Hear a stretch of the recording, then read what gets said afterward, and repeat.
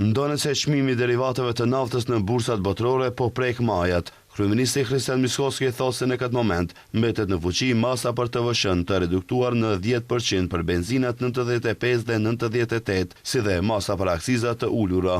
Nga hëna, pritet që dizeli të jetë më i lirë, ndërsa TVSH do të mbetet 18%. Megjithatë, ai ka përsëritur se maqedonia e Veriut ka çmime më të lira të derivateve të naftës në rajon. Da, posle naporni teški pregovori. Mbesim në masën ulje të TVSH-s për benzinën 95 dhe 98 oktan në 10%. Mbesim edhe në uljen e akcizës për 2 denar për litër për benzinën dhe 4 denar për litër për dizelin, sipas mesatarës së gjysmës së 2 të prillit. Ashtu do të jetë në 2 javë të ardhshme. Si tregon TVSH-s së dizelit mbetet në 18% dhe me këtë dizeli është 30 deri 50 eurocent për litër më lirë se sa në rajon sot. Pres që nga e hëna të jetë dallimi edhe më i madh, duke pasur parasysh që pjesa më e madhe e vendeve do të vendosin çmimet e reja këto ditë.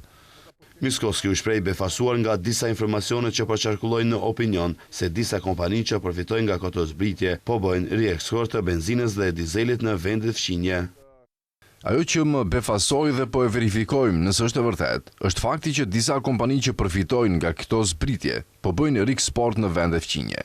Apeloj, nëse kjo është e vërtet, që të mos e bëjnë, sepse ne nuk i kemi mbyllur kufit për qytetarët e vendeve fqinje. Ata dhe tani mund të furnizojnë lirshëm me karburant në Maqedoni. Ka shtete që kanë ndaluar eksportin e naftës dhe derivateve të saj, por ne si shtet nuk e kemi bërë këtë.